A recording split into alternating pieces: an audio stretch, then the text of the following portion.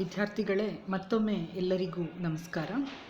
ಕನ್ನಡ ನಾಟಕ ಸಾಹಿತ್ಯದ ಪಠ್ಯದ ಮುಂದುವರೆದ ಭಾಗ ಘಟಕ 1ರಲ್ಲೇ ಬರುವಂಥ ಸಂಸ್ಕೃತ ನಾಟಕಗಳ ಸಂಕ್ಷಿಪ್ತ ಪರಿಚಯವನ್ನು ನಾನು ಮತ್ತೆ ಮುಂದುವರಿಸ್ತೇನೆ. ಇದು ತೃತೀಯ BA ಐಚ್ಛಿಕ ಕನ್ನಡ 5ನೇ ಚತುರ್ಮಾಸದಲ್ಲಿಟ್ಟಿರುವಂಥ ಮೈಸೂರು ವಿಶ್ವವಿದ್ಯಾನಿಲಯಕ್ಕೆ ಅಳವಡಿಸಿರುವಂಥ ಪಠ್ಯ. ಇದು ನನ್ನ 12ನೆಯ ಅಧಿವೇಶನ. ಹಿಂದಿನ ತರಗತಿಯ ಒಂದು ಹಿನ್ನೋಟವನ್ನು ನೋಡೋದಾದರೆ, ನಾಟಕಗಳನ್ನು ಕುರಿತ ಪ್ರಾಸ್ತಾವಿಕ ವಿವರಗಳನ್ನು ನೀವು ಈಗಾಗಲೇ ಗಮನಿಸಿದ್ದೀರಾ. ನಾಟಕಗಳ ಬೆಳವಣಿಗೆಯ ಬಗ್ಗೆ ಈಗಾಗಲೇ ಕಿರು ಮಾಹಿತಿಯನ್ನು ಪಡೆದಿದ್ದೀರಾ. ಅದು ಲಕ್ಷಣ ಆಗಿರ್ಬೋದು, ಸ್ವರೂಪ ಆಗಿರ್ಬೋದು, ಬೆಳೆದು ಬಂದಂತಹ ಬಗೆ ಆಗಿರ್ಬೋದು, ಇದೆಲ್ಲವನ್ನು ಸವಿಸ್ತಾರವಾಗಿ ನೀವು ತಿಳಿದಿದ್ದೀರಾ. ಇಂದಿನ ತರಗತಿಯ ಕಲಿಕೆಯ ಉದ್ದೇಶ ಅಂತಂದರೆ, ನಾಟಕ ಸಾಹಿತ್ಯದಲ್ಲಿ ಸಂಸ್ಕೃತ ಭಾಷೆಯ ಸ್ಥಾನಮಾನವನ್ನು ಗುರುತಿಸುವಂಥದ್ದು, ಸಂಸ್ಕೃತ ಸಾಹಿತ್ಯದ ಆರಂಭಿಕ ರಚನೆಗಳ ವಿಶ್ಲೇಷಣೆಯನ್ನು ಇಲ್ಲಿ ನೋಡ್ತೀರಾ, ಸಂಸ್ಕೃತ ಸಾಹಿತ್ಯದ ನಾಟಕಗಳ ಲಕ್ಷಣವನ್ನು ನೋಡ್ತೀರಾ, ಸಂಸ್ಕೃತದ 10 ರೂಪಕಗಳಲ್ಲಿ ನಾಟಕದ ಮಹತ್ವವನ್ನು ತಿಳಿತೀರಾ, ಸಂಸ್ಕೃತ ನಾಟಕಗಳ ಉಗಮವನ್ನು ಕುರಿತ ವಾದಗಳು, ಉಲ್ಲೇಖಗಳನ್ನು ಅಧ್ಯಯನಕ್ಕೆ ಒಳಪಡಿಸ್ತೀರಾ, ಗ್ರೀಕ್ ನಾಟಕಗಳೊಡನೆ ಸಂಸ್ಕೃತ ನಾಟಕಗಳಿಗಿರುವ ಸಂಬಂಧವನ್ನು ಪಾಶ್ಚಾತ್ಯ ವಿದ್ವಾಂಸರ ಅಭಿಪ್ರಾಯದಲ್ಲಿ ನೀವು ವಿಶ್ಲೇಷಣೆಗೆ ಒಳಪಡಿಸ್ತೀರಾ.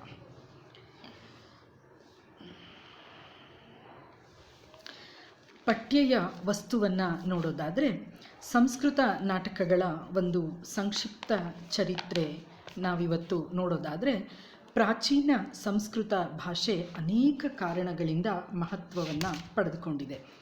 ವಿವಿಧ ಸಾಹಿತ್ಯ ಪ್ರಕಾರಗಳಲ್ಲಿ ಅನಾವರಣಗೊಂಡಿರುವಂತಹ ಸಂಸ್ಕೃತ ಭಾಷೆ ನಾಟಕ ಸಾಹಿತ್ಯದಲ್ಲಿ ಉನ್ನತ ಸ್ಥಾನವನ್ನು ಪಡೆದುಕೊಂಡಿದೆ. ವೇದಗಳ ಮಂತ್ರ ಸಂಹಿತೆಗಳು ಸಂಸ್ಕೃತ ಸಾಹಿತ್ಯದ ಆರಂಭದ ರಚನೆಗಳೆಂದು ನಾವು ಗುರುತಿಸಬಹುದು. ಅವುಗಳ ನಂತರ ಅವುಗಳ ವ್ಯಾಖ್ಯಾನಗಳು ಕಂಡುಬರ್ತದೆ ಅಂತಂತ ಹೇಳ್ಬೋದು. ಈ ಸಂದರ್ಭದಲ್ಲಿ ರಚಿತವಾದ ಗ್ರಂಥಗಳಿಗೆ ಬ್ರಾಹ್ಮಣಗಳು ಎಂದು ಹೆಸರನ್ನು ಇಟ್ಟಿದ್ರು. ಅನಂತರ ಅರಣ್ಯಕಗಳು ರಚಿತವಾದವು ಅಂತಂತ ಹೇಳ್ಬೋದು.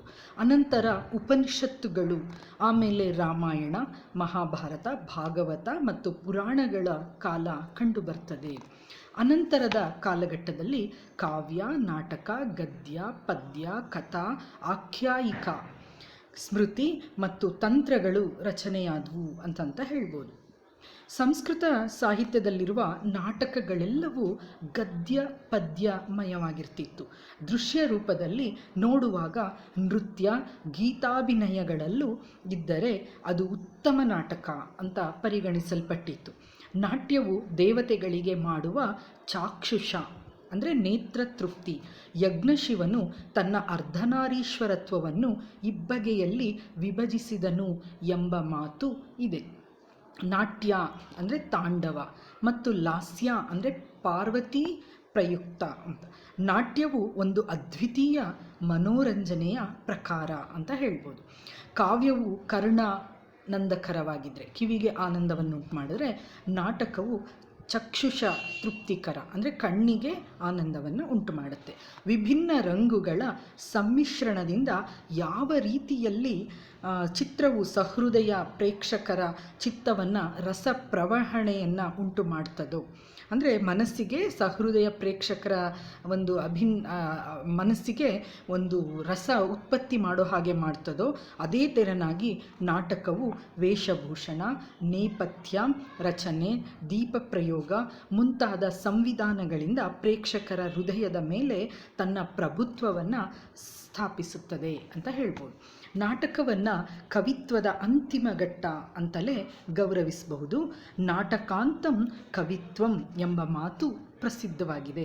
ಭರತನ ಪ್ರಕಾರ ನಾಟಕ ಸಾರ್ವಜನಿಕ ವೇದ ಅಂತ ಹೇಳ್ಬೋದು. ಭರತನ ಪ್ರಕಾರ ನಾಟಕ ಸಾರ್ವಜನಿಕ ವೇದ ಅಂತಲೇ ನಾವು ಹೇಳ್ಬೋದು. ವೇದಗಳ ಕಾಲದಲ್ಲಿಯೂ ನಾಟ್ಯದ ಅಸ್ತಿತ್ವ ಇತ್ತು ಎಂಬ ಬಗ್ಗೆ ಅನೇಕ ಮಾಹಿತಿಗಳು ನಮಗೆ ತಿಳಿದು ಬರ್ತದೆ. ಪುರೂರವಸ್, ಊರ್ವಶಿ, ಅಗಸ್ತ್ಯ, ಮತ್ತು ಲೋಪಮುದ್ರ, ಇಂದ್ರ, ಅದೇ ಥರ ವರುಣ, ಸಂಭಾಷಣೆಗಳು ಇವುಗಳಿಗೆ ನಿದರ್ಶನ ಅಥವಾ ಉದಾಹರಣೆ ಅಂತ ಹೇಳ್ಬೋದು. ರಾಮಾಯಣ ಮಹಾಭಾರತಗಳ ಕಾಲದಲ್ಲೂ ಈ ಪ್ರಕಾರಗಳು ಇದ್ವು. ಮಹಾಭಾರತಗಳ ಕಾಲದಲ್ಲೂ ಈ ಬಗ್ಗೆ ಉಲ್ಲೇಖಗಳು ಆಗಿದ್ವು. ಅದು ಮಹಾಭಾರತದಲ್ಲಿ ರಂಭಾಭಿಸಾರ ಕೌಬೇರ ಎಂಬ ನಾಟಕ ನಡೆಯಿತು ಎಂಬಂತಹ ಮಾಹಿತಿ ನಮಗೆ ಲಭ್ಯವಾಗ್ತದೆ. ಸಂಸ್ಕೃತದಲ್ಲಿ 10 ಬಗೆಯ ರೂಪಕಗಳಲ್ಲೂ ನಾಟಕಕ್ಕೆ ಹೆಚ್ಚಿನ ಮನ್ನಣೆ ನೀಡಿರುವುದನ್ನು ನಾವು ಗಮನಿಸಬಹುದು. ವಿವಿಧ ಪ್ರಕಾರಗಳಲ್ಲಿ ನಾಟಕವು ಸಹೃದಯರಿಗೆ ಬಹಳವಾಗಿ ಆಕರ್ಷಣೀಯವಾದಂತಹ ಪ್ರಕಾರ ಅಂತಲೇ ಹೇಳ್ಬೋದು. ವಾಲ್ಮೀಕಿ ರಾಮಾಯಣದ ಪ್ರಕಾರ ರಾಜನ ಶಾಸನ ಅಥವಾ ಆಡಳಿತ ಇಲ್ಲದಂತಹ ಜನಪದಗಳಲ್ಲಿ ನಟ್ ಮತ್ತು ನರ್ತಕ ಸಂತೋಷದಿಂದ ಇರುತ್ತಿರಲಿಲ್ಲ.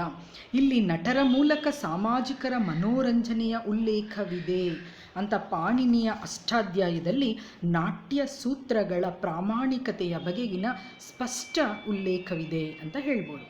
ಪತಂಜಲಿ ಕ್ರಿಸ್ತಪೂರ್ವ 150ರಲ್ಲಿ ಅವನು ಬರೆದಿರುವಂತಹ ಮಹಾಭಾಷ್ಯದಲ್ಲಿ ಕ್ರಿಯೆಯು ಜರುಗುವಿಕೆಯ ಹಂತದಲ್ಲಿ ಉಪಪಾದನ ಮಾಡಲು ನೋಡಿ ಘಾತ ಯತಿ ಅಂತಂತ ಬಲಿಬಂಧ ಯತಿ ಮುಂತಾದವುಗಳಲ್ಲಿ ನಟರ ಶೋಭನಿಕ ಅಥವಾ ಶೌಭಿಕ್ ಅನ್ನುವಂಥ ಉಲ್ಲೇಖವಿದೆ.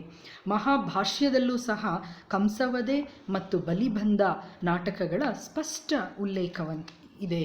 ಕ್ರಿಸ್ತಪೂರ್ವ 150ರಲ್ಲಿಯೇ ಭಾರತೀಯ ಸಮಾಜ ನಾಟ್ಯ ಕಲೆಯೊಂದಿಗೆ ಸುಪರಿಚಿತವಾಗಿದ್ದು ಅದು ಆಸ್ವಾದನೆಯನ್ನು ಸಹೃದಯರು ಮಾಡುತ್ತಿದ್ದರು ಎಂಬುದನ್ನು ವಿದ್ವಾಂಸರು ಅನೇಕ ಕೃತಿಗಳ ಉಲ್ಲೇಖಗಳೊಂದಿಗೆ ಗುರುತಿಸಿದ್ದಾರೆ. ಆದರೆ ಇದಕ್ಕೆ ಇನ್ನೂ ಸ್ಪಷ್ಟವಾದಂತಹ ಆಧಾರಗಳು ದೊರೆಯಬೇಕು ಅಂತ ಕೆಲವು ವಿದ್ವಾಂಸರು ಅಭಿಪ್ರಾಯವನ್ನು ಪಡ್ತಾರೆ.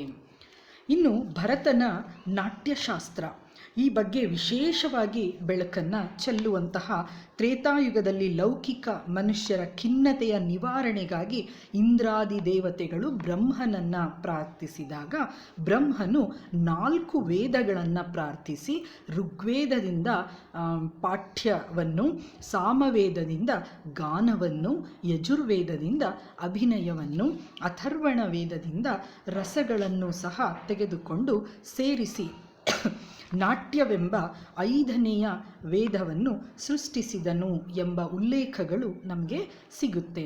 ಇದನ್ನು ನಾಟ್ಯವೇದವೆಂದು ಸಹ ಆತ ಕರೆದಿದ್ದಾನೆ. ಸಂಸ್ಕೃತದಲ್ಲಿ ನಾಟ್ಯವೆಂಬುದು ಲೋಕದಲ್ಲಿ ಕಂಡುಬರುವ ಭಾವಗಳ ಅನುಕೀರ್ತನ ಎಂದು ಭಾವಿಸಿದೆ ಅಂತಲೇ ಹೇಳ್ಬೋದು. ಇನ್ನು ಸಂಸ್ಕೃತ ನಾಟಕಗಳ ಒಂದು ಉಗಮ ಮತ್ತು ವಿಕಾಸದ ಬಗ್ಗೆ ನಾವು ಹೇಳೋದಾದರೆ ಭಾರತದಲ್ಲಿ ನಾಟಕ ಕೃತಿಗಳ ಉಗಮವನ್ನು ಕುರಿತಂತೆ ಅನೇಕ ವಾದಗಳು ಇದೆ. ಕ್ರಿಸ್ತಪೂರ್ವ 700ರ ಪಾಣಿನಿಯ ಅಷ್ಟಾಧ್ಯಾಯಿಯಿಂದ ಮೊದಲುಗೊಂಡು ಪುರಾಣ ಕೃತಿಗಳವರೆಗಿನ ಎಲ್ಲ ಉಲ್ಲೇಖಗಳನ್ನು ನಾವು ಕಾಣಬಹುದು.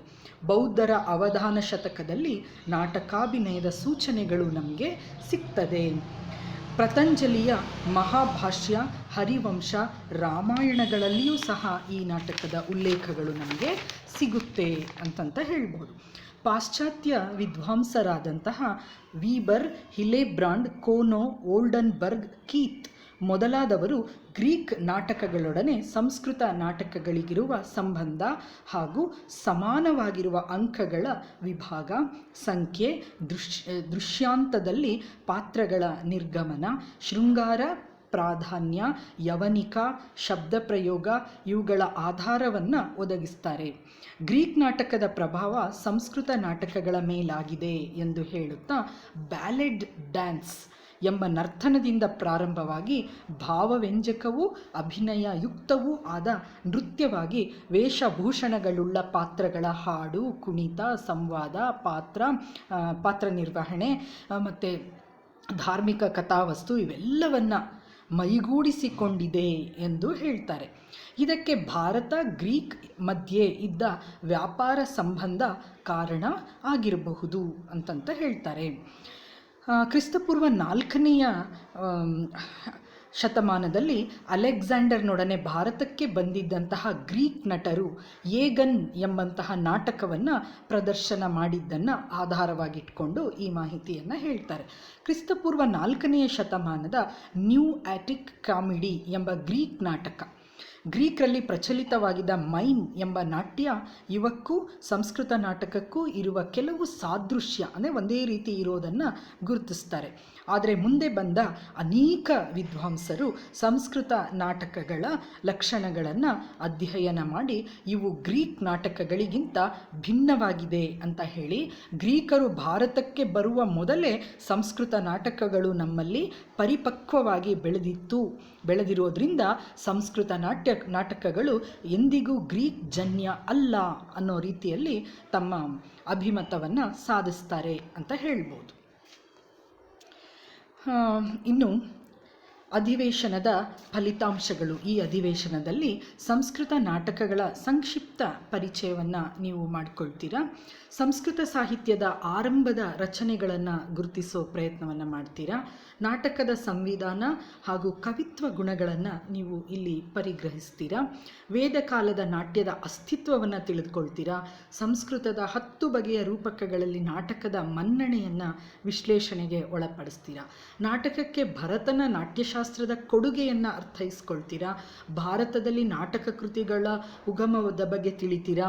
ಗ್ರೀಕ್ ನಾಟಕಗಳೊಡನೆ ಸಂಸ್ಕೃತ ನಾಟಕಗಳಿರುವ ಸಂಬಂಧವನ್ನು ಕುರಿತು ಪಾಶ್ಚಾತ್ಯ ವಿದ್ವಾಂಸರ ಅಭಿಪ್ರಾಯಗಳನ್ನು ಗ್ರಹಿಸುವ ಪ್ರಯತ್ನವನ್ನು ಸಹ ನೀವು ಈ ಅಧಿವೇಶನದಲ್ಲಿ ಮಾಡ್ತೀರಾ. ಎಂದಿನಂತೆ ನನ್ನ ಅಧಿವೇಶನದಲ್ಲಿ ಇಲ್ಲಿಯೂ ಮಾದರಿ ಪ್ರಶ್ನೆಗಳಿವೆ. ನಿಮ್ಮ ಹೆಚ್ಚಿನ ಅಧ್ಯಯನಕ್ಕೆ ಇವು ಸಹಕಾರಿಯಾಗ್ತವೆ ಅಂತ ನಾನು ಭಾವಿಸ್ಕೊಳ್ತೇನೆ.